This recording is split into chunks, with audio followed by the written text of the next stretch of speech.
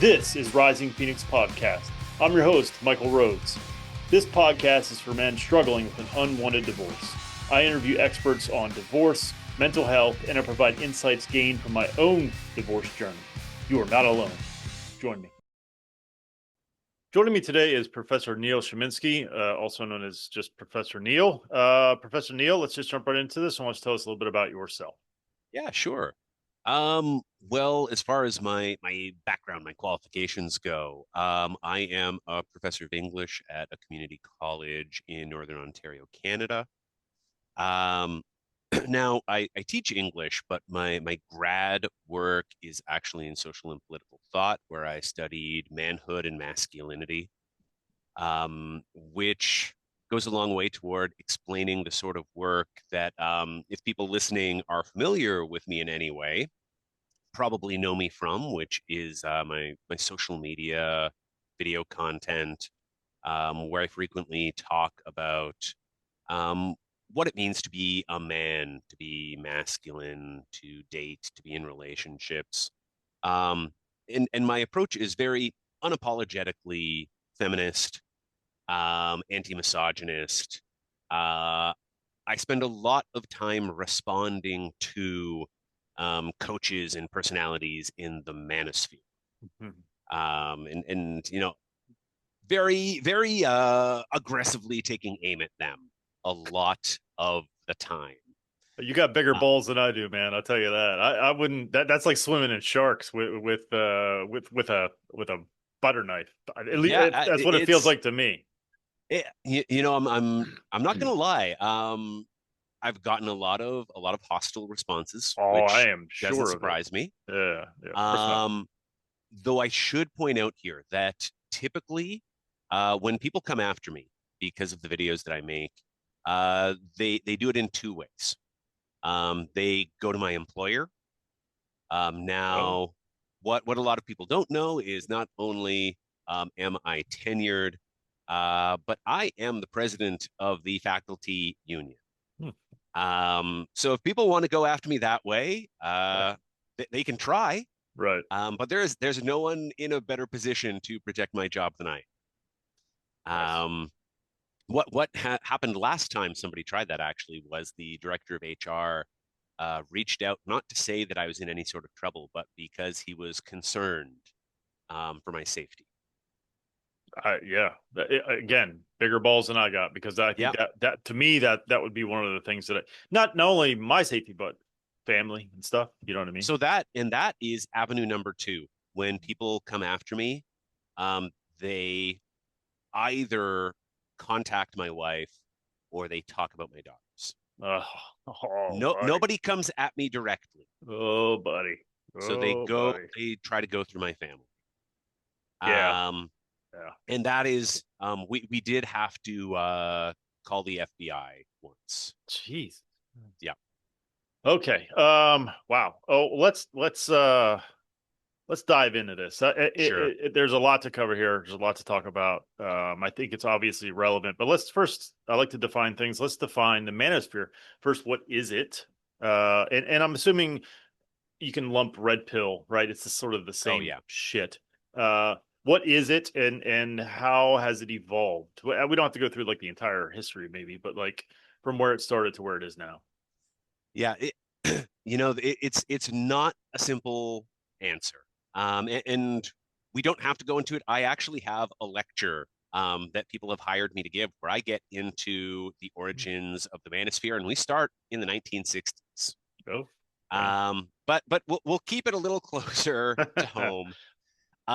So the short answer for what is the manosphere is that it is a collection of coaches, thinkers, politicians who believe two things. One of which is that feminism won. No. Women are in a position of power now. They are in a superior position relative to that of men. And two, something has to be done about it, and has to be done about it now. We need to return to some time in the past.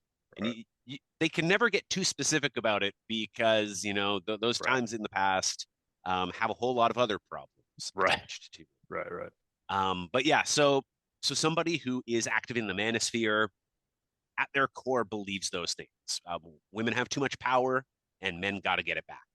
Right. Um, Now, as we move away from the center of the manosphere, its tendrils, its tentacles have sort of touched all of these other spaces too. And we see that through social media, where it's very difficult as a man to go looking for like advice on improving your workout, or what supplements should I buy? How should I change my diet? Without seeing somebody who has been red pilled, somebody who is pushing that manosphere ideology. Yeah. Um, so that which we tend to refer to, in like the language of the internet as manosphere gateways now. Ah, okay. So anything that men are into, these manosphere coaches, manosphere personalities who have figured out how to monetize it, they'll have their fingers on it. So yeah, if you're into my workout routine, then maybe you would also be into these coaching sessions that I offer that'll, teach you how to up your game and increase your riz Right. and pick up the girls that you want. And if you want to do that, well, I'll teach you how to be a real man too. And before Right. you know it, you've been sucked down the pipeline. Yeah. Man, there are so many things to talk about. My brain is having its own tentacles, trying to figure out where the fuck to go with this. So let's I have an outline, but whatever. Let's let's focus on this component because I understand it, and like I'm gonna guess you do too in some ways because you are a man. This notion that feminism won. Mm-hmm. I understand it in some ways because I think when you're I'm not saying it's right, but when you're looking at a world where women are now out in the workforce and in some cases making more than men, some cases, and I don't know the stats and details. Maybe you have some, but that is definitely occurring, right? When you went from women were at home and you're the provider, right? You're the breadwinner, like you're dependent upon for uh, livelihood, shelter, food, right? Sure. And they do the cooking and the cleaning and all that kind of stuff. That has shifted for sure, right? That's a factual thing. And so I think men, and you can let me know if I'm on the right track here, but I feel like I don't have that issue. I mean, divorce fucked up everything, but I mean, before that, I was the breadwinner still. She was working and stuff, and that's fine. And by the way, fucking, I'm glad they're out there working because we all need more money, but that's a whole other conversation. But anyway, so I can see where men sort of feel a little bit out of place because they're no longer just that breadwinner, right? There's now someone else contributing, and someone in some cases they're contributing more than you as a man. And so I can see where men feel a little out of place or lost, and this it creates a vacuum, right? A purpose has been taken. And so these guys come in and they're like, well, here's the problem. So I kind of understand why there is why this has come into existence. It makes some sense to me. Um, but these guys take it to your point where you talk about views and clicks and stuff. These guys take advantage of that little wedge or that little vacuum, right? And they find someone to blame absurdly in ways that simplistically make some sense, right? So I kind of understand it, but um, it's also mostly bullshit. So, Sure. I mean, there is absolutely there's a kernel of truth there, right? sure. I don't think that they would be effective at all if they were entirely making Right. it. And yeah, you look at the stats, the number of paid hours that women work has been steadily increasing. A little bit of a blip post pandemic, but steadily increasing for decades. The number of hours of care work and domestic labor that men have been doing steadily on the increase for decades too. So these are real trends. Yeah. And with that comes, sure, some amount of an identity crisis Yeah. for men. And I mean, likewise for women too, right? Like women, there's this famous quote that says that women were told by their feminist mothers in the 60s and the 70s. You can be anything. Right. But what they heard was you have to be everything. So likewise, women don't have that set role, that expectation that was created through the 40s, the 50s. Right. And they have to roll with it too. We're all sort of in this incredibly confusing time where we're Yeah. expected to do everything. Yeah. And yet, for the most part, women are not getting sucked into these coaches that are trying to convince them that they need to stay in a very specific lane. Right. Which isn't to say that it's not happening, because Sure. I'm those coaches sure. are out there too. There Oh, I'm are red sure. pill coaches for women too. Yeah, I'm sure. But it just seems like we are getting drawn into this at a really alarming rate. Yeah. So there are some good questions to ask there, but what is it that makes men so susceptible here? Well, and that's part of the question, and also I want to get to the answer. But yeah, what is it? Let's back up just a little bit. Like, Sure. it's been historically it reaches and it gets to men who are single, right? Mm-hmm. For through various means, whether they're like incel and they've never even seen a breast, right? Or like they're divorced or whatever, Mm-hmm. right? Historically, I feel like that's the conduit, right? Singledom, however Yeah, it yeah. came to be. The number one predictor as to whether a man is going to join the manosphere is romantic rejection. Yeah. Was he recently dumped, or was he recently rejected by somebody that he was pursuing? Right. And that makes sense. And there's a whole host of reasons, or at least a few, and that centers around the inability for most men to manage their emotions, right? Mm-hmm. And they turn it to anger. I'm guilty as charged right here. Try not to, working on it, but and so if you're already you have a predilection to turning pain to anger, you're Yeah. going to find something to fuel that fire. But that said, it seems like, and this is how I found you. There was an article in CBC. I think it was um, uh, a blog post or an article, and it said that it's becoming more and more that married men, are finding this Mm-hmm. content, and it's leading to divorce. What the fuck is happening? How is that happening?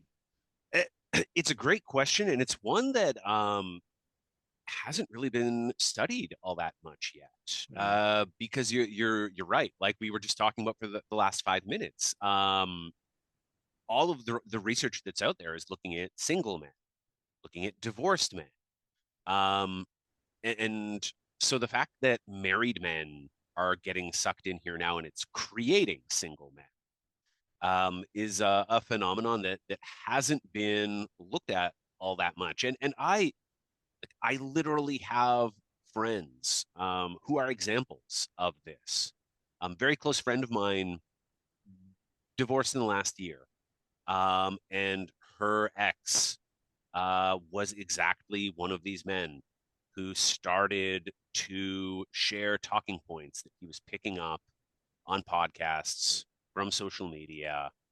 I think the moment that where it clicked for her, that this was going to be a real problem, was they were trying to have a baby, and he said that he really hoped that it wasn't a boy, because he could not bear with the possibility that he would be falsely accused of rape. And she just stopped and was like, "That's that's your number one concern. That's why you don't want to have a boy." And he's like, "Yeah, this is a real problem. Like the Uh, things in this world are going down a dark direction." right. Um, and yeah, so this is they are reaching these people beyond their original target audience. And Yeah. I think it speaks again to, well, yeah, because now that, like I was saying before, you go looking for fitness, health, and wellness advice, and you get sucked into the manosphere, even if they weren't targeting. Do you do Um, you do you think these guys are legitimately that way? I mean, and I'm sure some of them are, but I get this feeling, there's this jaded part of me that says they're mhm. just doing this for clicks and for attention, and like they might not even really feel this way. You can actually find some videos, and I've actually posted some of these videos before, where they admit in live interviews, in some cases that they don't care about dating, they don't care about the men who are their customers. Andrew Tate very famously Yeah. has gone on a few rants Mm. where he talks about the men that pay for his courses as suckers. And he will brag about how much money he has made from individual men who just keep on giving him money, and he wants to see how high the bill can Yeah. go. So yeah, they do not care. I'm sure some of them do. I don't want to overgeneralize. Sure, sure. I think some of them they Genuinely believe genuinely it. think that they Yeah. are helping. But a lot of them see like, oh, we have like single employed men with money to burn. That's a market that I can get into. I can tap that too. Yeah. There are awful people waiting to take advantage of desperate men. Yeah, and that's part of why I mean it's there's more than one reason, but that's definitely part of why I started what I do, because there is a vacuum when you go through a Yeah, breakup, a divorce, and you have all this pain, you have an inability to manage the emotions around that. It becomes anger. And I read The Rational Male. I got through like 4 chapters and I was like, this is bullshit. But the first it took me the first 4 chapters to figure it out, because there was a part of me that was so angry, and it's fucking society and it's women, and it preyed on this thing that I see more and more. It's this victimization of men, right? Mhm. Where they feel like in because of, I think, economically, um, we're not doing is we're not the CEO, right? We don't have a yacht. Like there's something we don't feel quite fulfilled. Social media isn't doing it. Porn doesn't do it. Like all the outlets that we typically have aren't really filling us up, and so we feel a little bit lost, a little bit out of place. And then these guys come in and can make you they prey on that. They make you they emphasize and focus on this victimization thing, and it fucking baffles me, because if we're men, right? We're tough, but we're playing, a lot of us are playing a victim here. Like we're not in charge of society. Like it's still a fucking man's world if you look at majority of the metrics. Sure, sure. And But and I think actually, if I can interrupt you here, you're sure. touching on, I think, why and how the manosphere is leading to divorce now, because what you're describing, what men go through in divorce, is also what a lot of men just simply go through in adulthood. For sure. Like you can be married and have a good job and have kids, and by any objective measure, it looks like you have a good life. Right. Um, but if you feel stuck at work, like you're not going anywhere, you're just spinning your wheels, Yeah. and sure, you have a good salary, but it's not enough to pay the mortgage, and you wish that you could afford for your wife or your partner to stay home with the kids, but you can't. You need to have two incomes, and somewhere in the back of your head, you have that idea that like, if I was really succeeding, we wouldn't need to both be working. Right. And so there are all these little failures that you're feeling. And here you come along and you hear somebody who is very loudly saying all of these little worries that you have somewhere in the back of your mind, and just reinforcing them and reaffirming them. And that gets turned into anger, because like Yes. like you were saying, like anger is something that we grow up knowing really well. Very That's the well. emotion that we're taught to really embrace. Yeah. And so there was an opportunity there to maybe channel that somewhere productive and have conversations. Um, but I don't know how you were raised. I have really well-intentioned, well-meaning parents.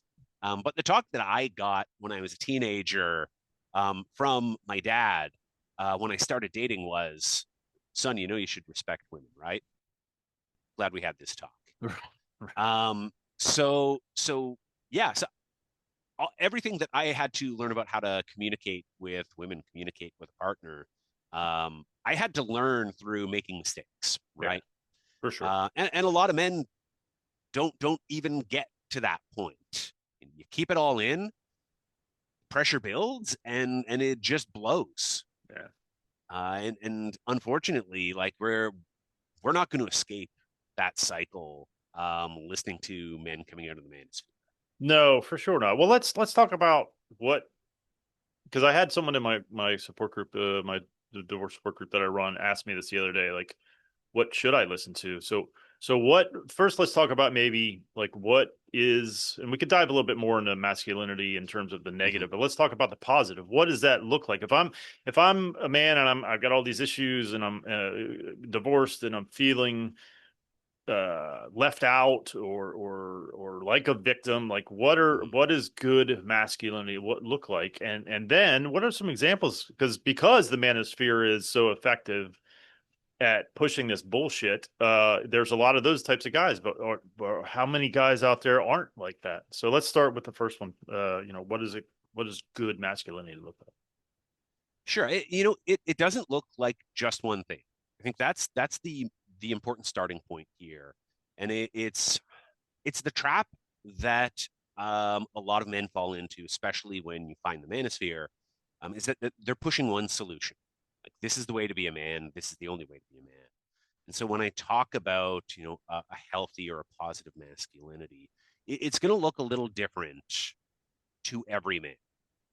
Um, which it sucks that I can't give you like Yeah. a specific model to follow.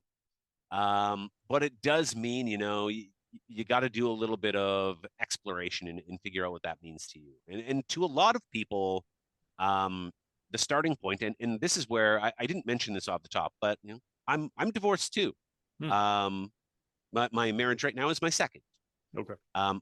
I spent a couple of years in my late 30s just having to figure it all out over again, because I had basically never lived alone as a Mm, grown man, yeah. or at least I didn't remember it. Right. Had never dated on apps. There was a lot to figure out. Um, and so I think the important first step then is taking time to just be with yourself, to be comfortable with yourself in your own head, with your own thoughts, in your own space. Um, because the big mistake that I made, that I have heard from a lot of other divorced guys, uh, was I felt really lonely, Mm-hmm. and I started dating immediately. Oh, Fell into a relationship that I was not prepared for right off the bat, um, with somebody that was not good for me. But like a lot of fun. right. Probably Right. should have been the first red flag, right? Right. Well, I mean, you're speaking I can relate. I mean, you're speaking to, um, trying to soothe that wound, right? Mm-hmm. That rejection wound. Yeah, I did it for sure. Yeah. So it's really it's reading, it's talking, finding somebody to talk to, whether that is trusted friends, whether that is a therapist. And I had to go through 6 therapists before I found one that Hmm. I actually liked working with. So that's, if I can give like specific pieces of advice. So, just because the first or the second or the third Right. Right. professional that you talk to doesn't Yeah. seem to really work for you, to like don't just give up and throw the whole thing Yeah. away. No, I agree. Um, what I ended up finding out was it, that sixth therapist was an older guy who was like a tough, plain speaking uncle. And I realized like, oh, this is the kind of person that I need to speak to. Well, and is Uh, that an example of like good masculinity? Like someone sort of, I don't know, I think there's kind of a fine line. I think this is true for life in general, but I think there's a mhm, fine line between like telling you the truth and being a dick, right? But I think sure. there's a fine line there, but I think that is part of what is good masculinity is truth. Yeah, you know what? And in some cases, I think actually that what worked for me with that therapist is that he was a little bit of a dick. Yeah. He actually, like, he wasn't cruel, he wasn't Right, right. mean. Um, but I think he Straightforward. he recognized that I am really good at rationalizing my behavior. Mm. That like I could justify just about anything. Um, and he was calling me on my bullshit immediately. And that's, in that moment, that was what I needed, and he recognized it. So that was absolutely an example of healthy masculinity there. Yeah. And again, like that's what makes it tricky, right? Because I Yeah. can see that there could be guys who would walk out of the room if the therapist had spoken to them the way that he spoke to me. So part of that was that he could read me, and he judged correctly that this would work. Right, and that speaks to, again, emotional, the inability to manage emotions, the Mhm. inability to receive emotions, and so therefore you find someone who's telling you you're a victim. It's not your fault. It's not that you lack a skill. It's not that you need to work on yourself. It's that you're a man, and in today's society, that means you're fucked. Right? Yeah, yeah, yeah, and which is why you're right. Like that honesty is key. Yeah. Truth. It's finding people who are willing and able to be honest with you. Yeah. Uh, which honestly, like a lot of our friends are very good, and this goes for men and women, right? Very good at telling you that you did nothing wrong. Right. Yes.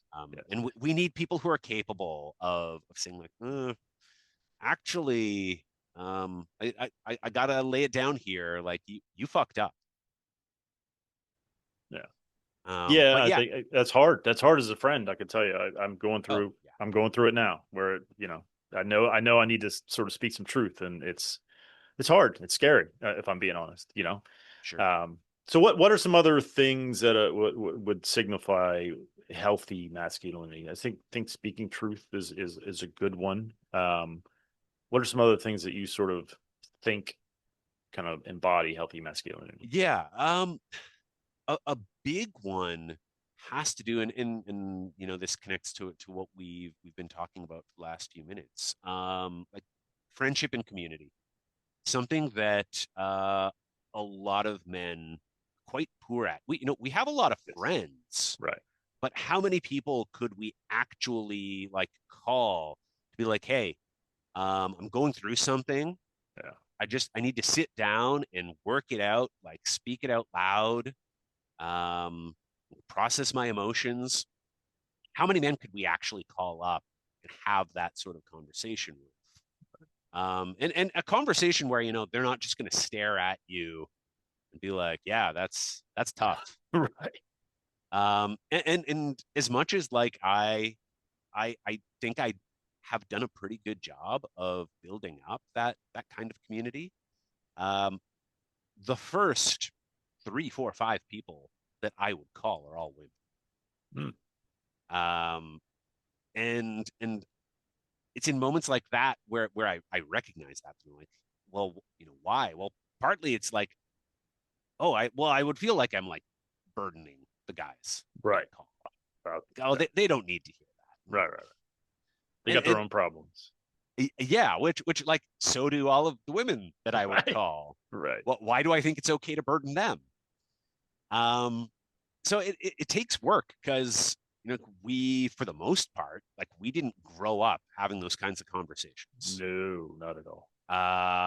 Like it the sort of conversations that I had through my teens and my 20s, with other guys were, honestly, like some version of, yep, bitches be crazy. you know, Right. Maybe not with those exact words, but Or um, yeah. so it takes a lot to then, okay, we have to learn like a whole new vocabulary. Um, we also have to learn to be uncomfortable with the Yeah. Yeah. things that we talk about. Because if we don't do it now, like it's only going to get hard. Yeah. So Well, yeah. we got to build that muscle, while we still can. Do it together too, Yeah. right? This is where the community Community. comes Yeah. in too, and Well, um, and that one's and so and hard. because I've tried. I kind Yeah. of guys in the podcast listeners know this. There was a period of time where I created a website. I had this whole idea, Divorced Men's Network, and I was going to bring together all the divorced men in their local communities, and it was going to be fucking amazing. And nobody would get out of their fucking house, right? And I became very, very frustrated. I don't talk about it much anymore because I'm like, I'm not going to keep beating my head against the wall and expecting things to change. But that's a struggle, and I understand it because I can be that way, but I don't I'm conscious of that, so I don't want to be that way. So I'm like, okay, Yeah. I'm gonna take the invitations. I'm gonna go out. I'm gonna go do things. But why is that so fucking hard for men to do? Why? A lot of reasons. I mean, one of them being that like you're supposed to be the big strong oak, Right. right? We should be able to stand on our own. We shouldn't need to ask for that kind of help, especially um, when we already feel like we are under attack, and society itself is turning against men.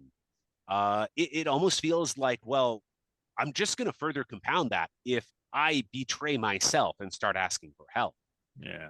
It's like, no, I should be able to improve myself to be all that I need and all that my family needs.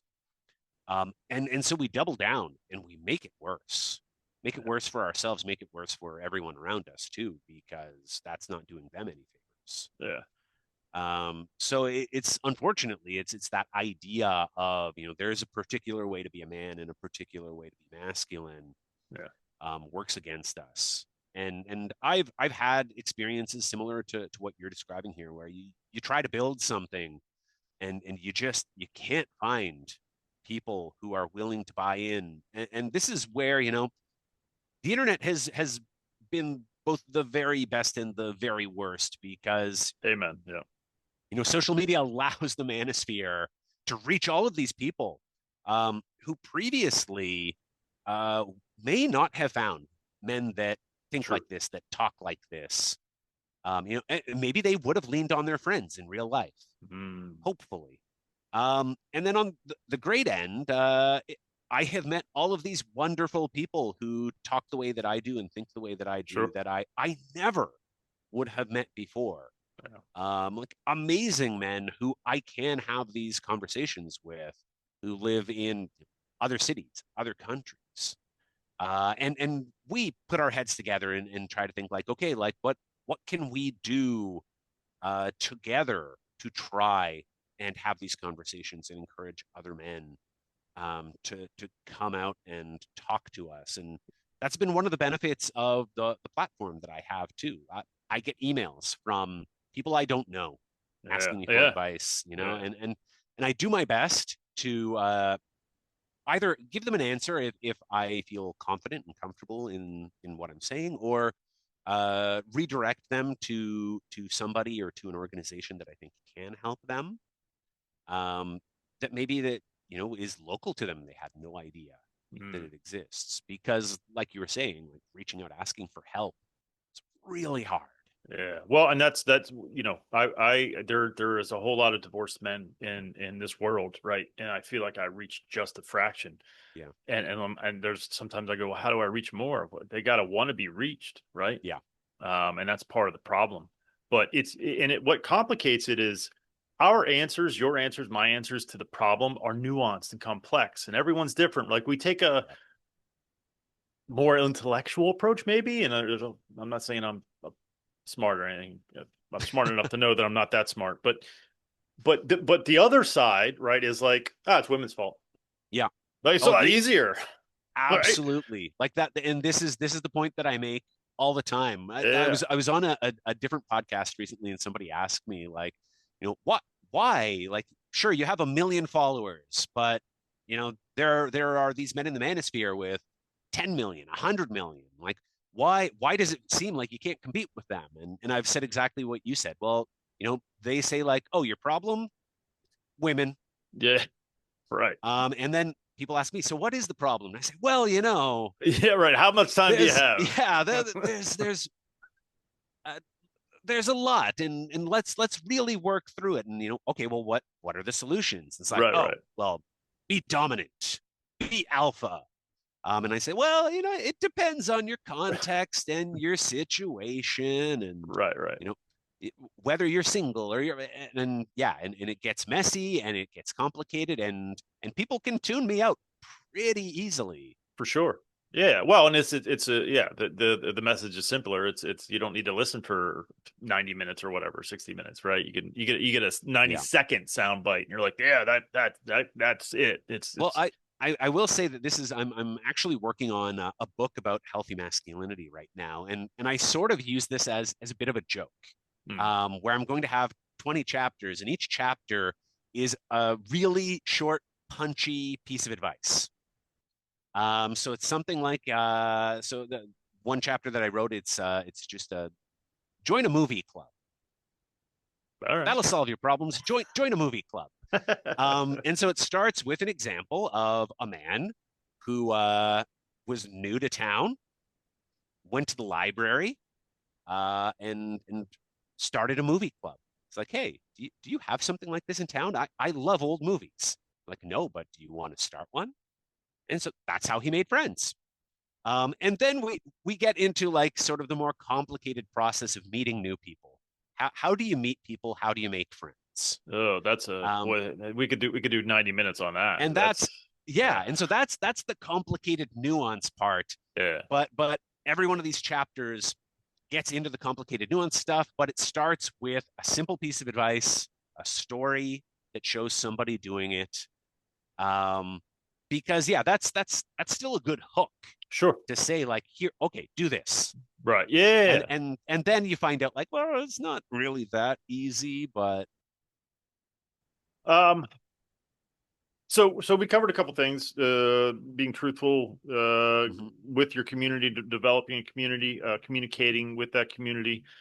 Let's add, if we can, a few more to that list, because I think the more the merrier. Yeah, yeah.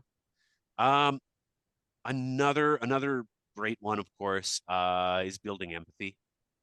I think that the cartoonish way that the Manosphere represents women is a huge problem.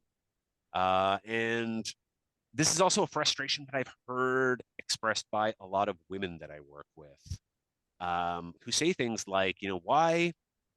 So common cliche.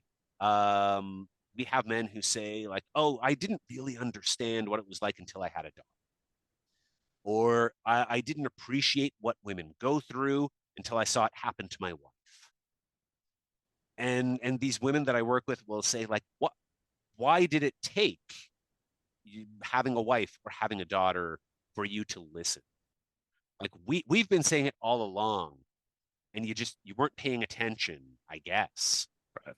Uh, which is a great point. Like, why does Yeah. it have to be happening to somebody that you love Sure. for you to recognize, like, oh, okay, now I understand how this could be a problem. And it's like it's great that you got there. Sure. It's that you understand now. But it is frustrating that it takes something truly awful happening to somebody that you love, for you to develop that empathy for women and for girls in general. How do you do that, without triggering? I don't know if that's the right word, but event or circumstance. How do you do that without that? How do you develop that empathy? Yeah. So the sort of the simple approach is exposure therapy for to put it simply. The like I couldn't even tell you the first time that I sat through a TV show that starred girls or women, that was made for girls or women. Um, I wasn't reading books as a child or a teenager, where girls or women were the main character. You know, I was reading science fiction, I was reading fantasy books, um, but these were like dudes going on a heroic quest, right? Like, we're talking like Lord of the Rings type stuff.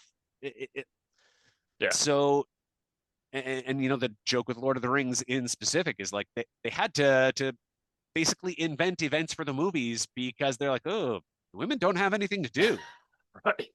Um, so expose yourself to those stories. Like, go out of the way to familiarize yourself with the life experiences of girls and women. Like, build that familiarity, build that empathy in advance, so that you already possess it. Because you also can't be very helpful if you're developing it in the moment, and it's probably going to lead you into a place of anger, if not rage, Right. right? When these things do happen and you're caught totally by surprise because you've never processed those feelings before. Right. Well, processing feelings is definitely not a strong suit for men, sadly. But I agree. I mean, but I have two daughters, so if I'm being honest, if I didn't have two daughters, that red pill would have been swallowed. I'm pretty sure of it, Mm, right? Because I can't hate women if I got two future women, at least in my brain. yeah. Like I can't. I love them more than anything in this fucking world, and to look at them and hate that gender, just I can't. It doesn't fucking compute. But if I didn't have them, I could see it. I could see it, sadly, because it is simplistic. It is easy. It's easier to blame somebody else. It's always fucking easier Yep. to blame somebody else. um okay, so there's four: develop your empathy. Is there anything else that we want to throw into that pile? I mean, there's a lot that we could throw in that pile, right? I think that one that doesn't get enough conversation also, um, is to think about how these expectations that are put on us, by the manosphere, but by By society and society, yeah. masculinity in general, like how much of that is restrictive and limiting and hurting ourselves too, right? And that a lot of these scripts that we learn about how men are supposed to be and how we're supposed to behave, uh, it's self harm. Yeah. It really is. Yeah. Um, Forcing ourselves into like that box, convincing ourselves too that we have to be more like our fathers or more like our grandfathers. Like, we lose a lot in that process too, and it gets back to that, the point about like being the strong oak. Well, yeah, well that comes at the expense of building community and having conversations with people and being vulnerable. Vulnerability is huge. You got to be willing, to be laughed at, or to be told off by somebody. Like, that's part of it too. Like, you don't want to talk to somebody if you're afraid that they will say, actually, that's your fault. You did that. Like, nobody wants to hear that, but sometimes that's exactly what we need to hear. Yeah. Yeah, I mean, courage, right? It's Yeah. literally tattooed on my body just because it's one of the core values of the United States Navy, honor, courage, and commitment. And I think the courage is a big part of being a man. And I think that to hone in on, what you're sort of talking about, like those traditional Mm-hmm. masculine, like I'll do it on my own. Well, studies show loneliness kills, right? Loneliness is equivalent to like smoking a pack a day or some shit. Like Yeah. it, you're, it's not impressive that you're killing yourself. Like that's Well, this not. is like just to get at loneliness here. Um, and it's one of the most horrifying stats. People will ask me, because we frequently talk about how the manosphere, how red pills target women to say, like, you're going to be lonely, you're going to live alone, you won't have children, just be in your house by yourself with your cats. But then we look at the stats for single men and single women, like never married men and Right. women. And never married women live almost 7 years longer than never married men. Uh, and it's because they have that community, because they're not actually alone Yeah. in the same way that never married men are. Yeah. And that disconnect, that difference between single men and women, and single women also live longer than married women, while married men live longer than single men. Do you think that data is a bit at least the female version of it is a bit skewed due to things. I hate to say this shit out loud, but it's true. It's out there, like things like murder, suicides, and stuff. Do you think that skews the number a little bit? Does that make sense? Like, I don't. It sounds like what you're saying is women should remain, and I know you're not, but it's not, what you could infer is women should remain single because that's just a better outcome for their life. But I think that the data might be skewed a bit by some really shitty things, like men killing their wives and shit, right? So maybe I'm getting It's too deep in the weeds, but no. It's a good question to ask. Like the numbers there are not so great when we talk about spousal murder. yeah, That they would have a dramatic okay, impact on the okay, numbers. gotcha. Like it has an impact, absolutely. It really gets more into lifestyle elements though, where and this is of course complicated issue. Yeah, of course. But the sort of the prevailing theory that comes out of the literature is that married women, especially married women with kids, devote so much of their energy and attention to their family, to taking care of everyone else, that they do a poorer job of taking care of themselves. That's interesting. Whereas when they are single, they have more time and attention and ability to care about what's happening in their own bodies. I will say that there is an interesting thing that happens though after you turn 75. If you reach the age of 75, married women actually do better than single women. Interesting. And the theory here is that after 75, it's just dangerous to live alone. You need to have somebody there because if you fall, if you're slow to get out of bed in the morning and you're by yourself, it might be over. So we covered a couple things here, and this is again, I don't want to beat this horse, but like there's nothing that we said that I think you couldn't also apply to women, right? Absolutely. Which is And which is I don't want to say a trap, but like it's like I think there's still men going, well, where's the masculinity here? This sounds like, where's the traditional? I'm Rocky and I got a fucking log on my back and I'm running through the snow. Like where, you know what I mean? yeah. So well, how do we, I don't know, square the circle, but how do we find something that's uniquely masculine, or can we? Maybe we can't anymore, and maybe that's part of the problem in a way. Like, what is it that we could say is uniquely male, I guess, that we could allow guys to focus on to be more healthy in their masculinity? So you touched on a great point right off the top there, and this often happens when I'm giving talks, where at some point somebody will say like, "Well, it sounds like you're just describing how to be a good human being," Right. and I'll Yeah. say like, "Yeah, Yeah. that because that is what it comes down to in the end. It should Yeah. be equally applicable to men and women, to single men, to Yep. married men. Yep. Like the framework for being a good man is being a good human. Now, if we really want to find something that is unique or specific to men, I think that we're shit out of luck. Yeah. And that's why I don't want to make a general statement about, okay, this is how we are a good man. Um, it comes back to what I was saying earlier about how well it has to do with your unique circumstances and situation. So we, what what do you need to feel like you are a good man? Because for some men, it comes down to something like, well, I want to be able to make enough money so that my wife can stay home with the kids. Yeah.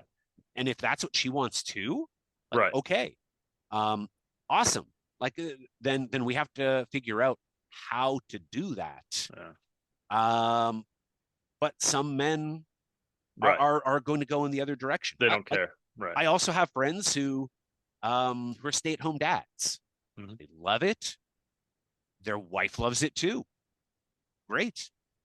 So glad that works for you. And if like being The dad at home is what you find value in and what brings your life meaning.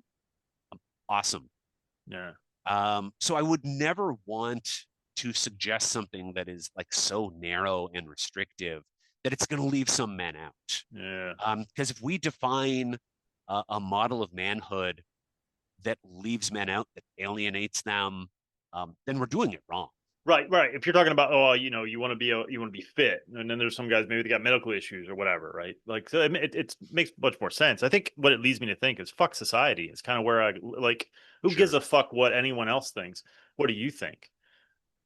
But man, that's a hard place to. It can be a hard place to get to, right? Oh, it Because it, absolutely. Yeah. yeah, and It's like I don't know that you can ever totally get there yeah, either, right? true, And so that's where like maybe it's okay. So like fuck those big narratives that are coming out of the culture and those loud voices. yeah, Um, but maybe I can find a small group that has values like mine, that thinks the way that I do, and so it's mm, that community piece yeah. again, where Back to it's like, community. okay, well let's see if we can surround ourselves with people who think like we do, because then at least I will get some of those like positive affirmations that I need to hear, because we still need that validation Yeah, sometimes. I don't know anybody who doesn't need validation. no, it's very true. I mean, as much as sometimes I don't like it, I do get it for doing what I'm doing, but it's a weird like I want it, and sometimes I get it, and I feel guilty, or like sometimes I feel bad about wanting it because sometimes I feel like I'm yelling into the ether and like, does anyone Yeah. give a shit? Now, of course, I do get messages and emails and stuff, and it's very very nice to hear, but there is an uncomfortability around that, and I think it speaks to the whole of this is if we had great self worth, it wouldn't fucking matter what society thought or wanted or the expectations or the narratives are, right? Because we are like, I know who I am. I don't give a fuck what anyone else thinks. But man, is that really hard to get to that place, right? Like because I think It we're all born with or we develop due to parenting. We're parented by humans and they fuck up, right? And so I think it fucks with our self worth in a way. Some worse than others, obviously, right?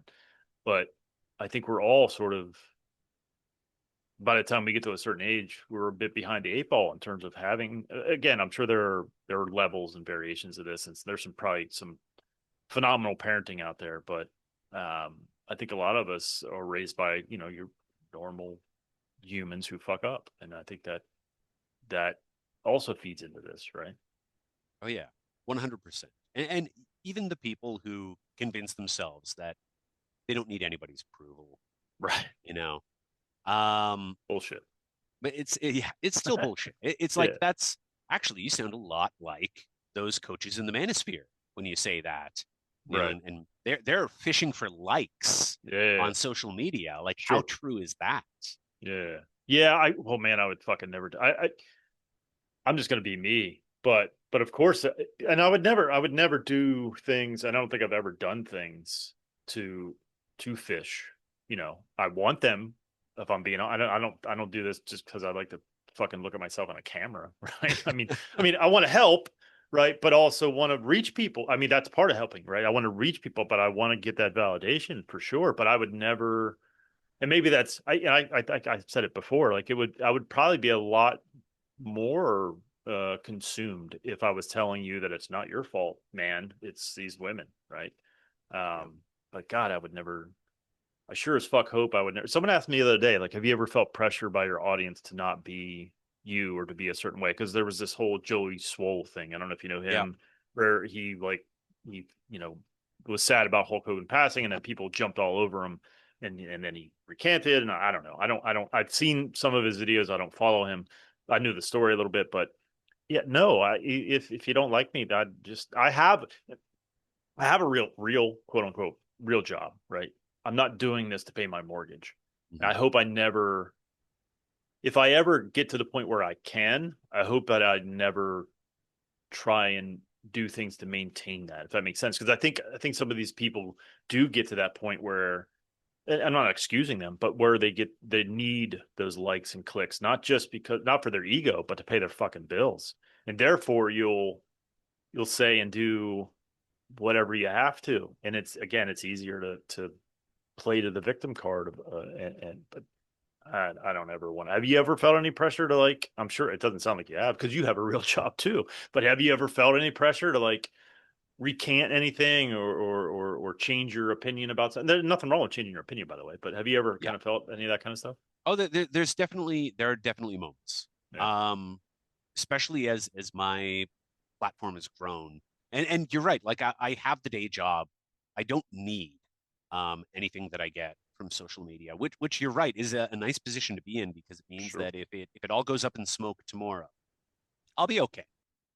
I'm gonna be all Right. right. But there are moments, and usually not anything directly related to the normal content that I make. The pressure comes in from outside, where it's like, well, why aren't you talking about this, or why don't you address that? Um, and in those moments, it's well, like this is the lane that I've carved out. Yeah. This is what I want to do, and actually think of something that I heard the Hank Green, the science communicator, say before, where he said, like, look, there are things that I don't talk about because I'm here to teach people science. And if I start talking to you like about who I vote for, Right. um, Yeah. then those are people that I am teaching science to who will never listen to me again. Yeah. I, So if I'm really committed to this mission of teaching science, I want to teach it to everyone, even to the people who don't vote for the same person I vote for. Actually, maybe it's especially important yeah. that they listen to me talk about science. And so that's the sort of philosophy that I'm trying to approach it my social media work with, where it's okay, well, we'll talk about men and we'll talk about masculinity and relationships. And we'll try to stick, I don't always stick to it, but we'll try to stick to that lane. Yeah. Um, Oh, I can because completely understand. yeah, Yeah. stepping too far outside of it means Yeah. that there are people who will stop listening to me, and those are people that I want to continue listening. Yeah, 1,000%. I don't talk politics for that reason. Although it sometimes it leaks in and it's hard, Sure. right? Oh, Um, if people listen closely enough, like oh yeah, you yeah, can hear it. Yeah. yeah, for sure. But I don't address it specifically. And also fathers' rights.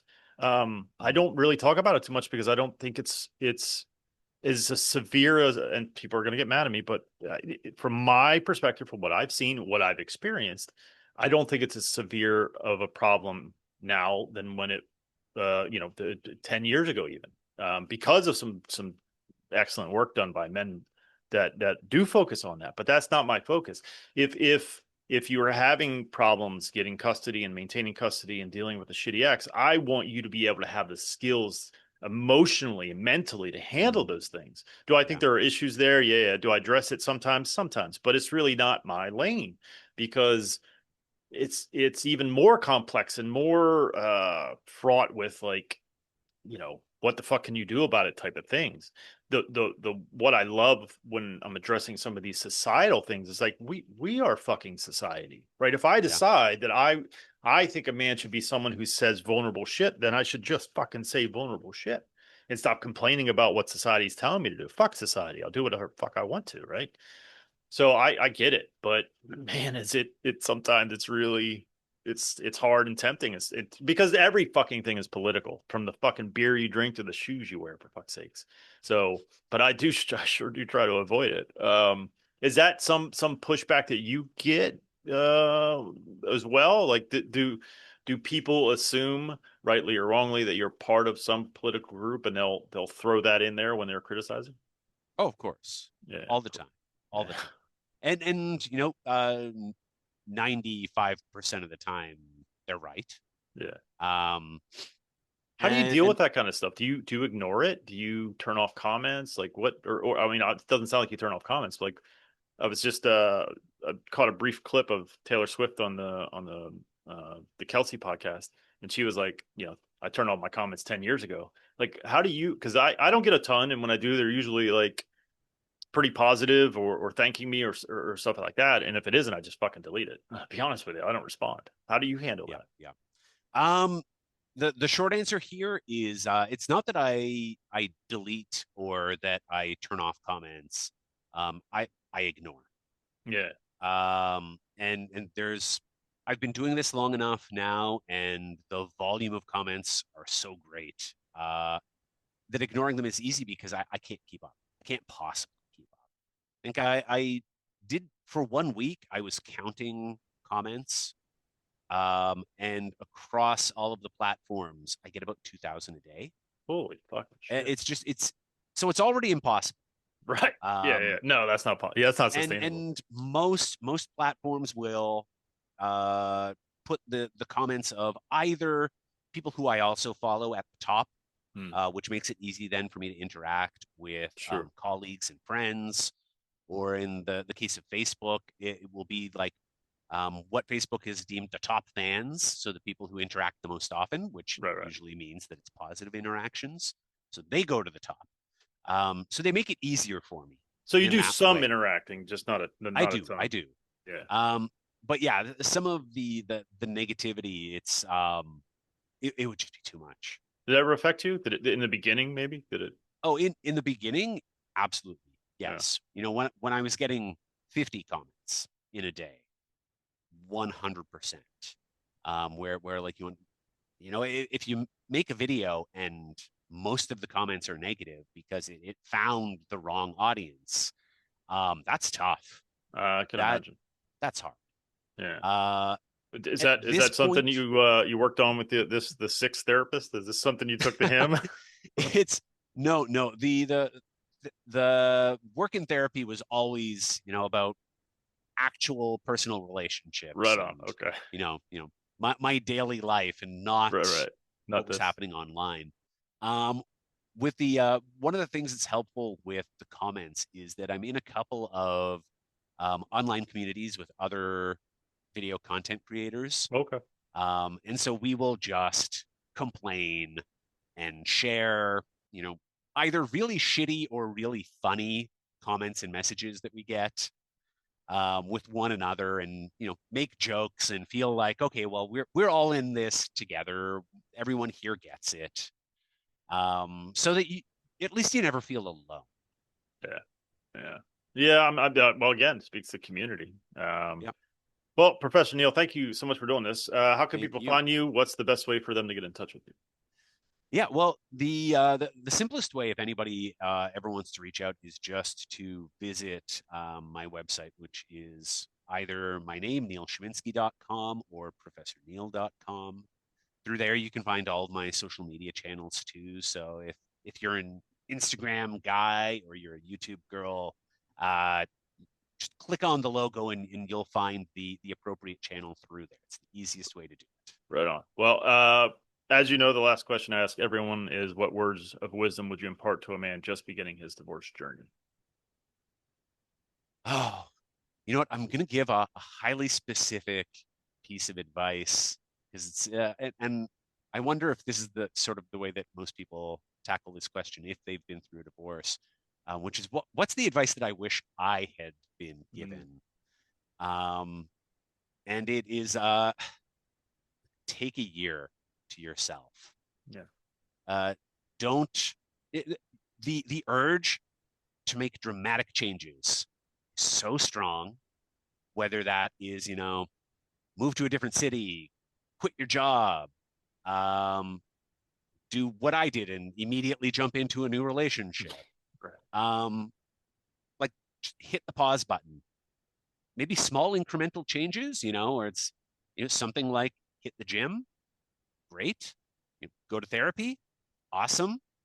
Um, but no big life altering choices for that first year, uh, especially if you're the kind of guy didn't or doesn't talk about feelings, doesn't have the vocabulary to work it through.